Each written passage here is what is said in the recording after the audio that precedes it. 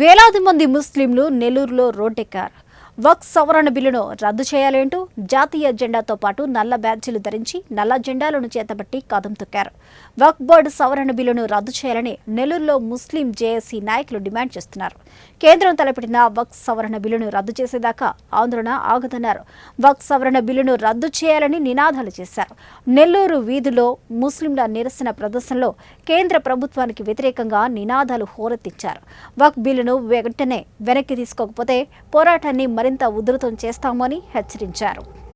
ముస్లింలకి చీమ వాళ్ళని ఆది వాళ్ళని అయ్యా పెద్ద మంచి నీకు ఎంతమంది లక్షల మంది నా ముస్లింలు ఓట్లేస్తే నువ్వు ఈ రోజు మాకు ఈ విధంగా తీసుకొని వస్తావా? ఎంత బుద్ధి జ్ఞానం ఉందా ఈ పెద్ద మంచిగా అడుగుతున్నారు. ఈ పవన్ కళ్యాణ్ ఈయన ఈ బీజేపీ వాళ్ళు కలిసి పొందినారు. ఈరోజు మనం రోడ్ల మీదకి రావడం కారణం అదొక చంద్రబాబు నాయుడు గారే. చంద్రబాబు నాయుడు గారు ముస్లింల ద్రోహి. గుర్తు పెట్టుకోండి, మీరు యావత్ భారతదేశం ముస్లింలకే కాదు, మీరు మొత్తం దేశ ముస్లింలకే మీరు విరోధిగా చేశారు.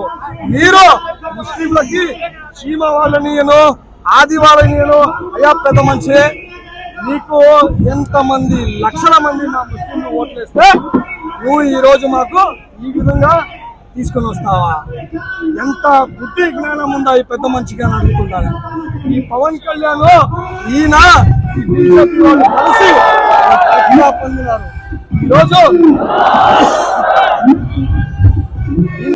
మనం రోడ్ల మీదకి రావడం కారణం అదొక చంద్రబాబు నాయుడు గారే. చంద్రబాబు